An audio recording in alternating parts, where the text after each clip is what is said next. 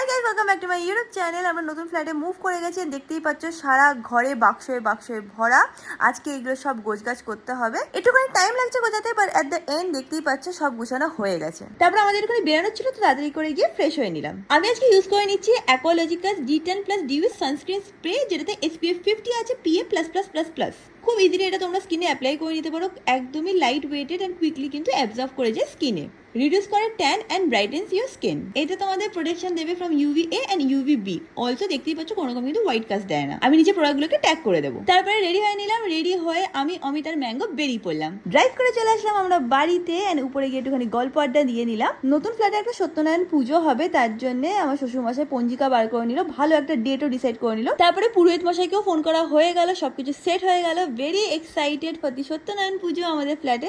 এটা আমাদের প্রথম পুজো, তো খুবই এক্সাইটেড আমরা সবাই। And that is it about this mini vlog guys. তোমাদের সাথে খুব শীঘ্রই দেখা হবে নেক্সট মিনি ব্লগে। Bye by.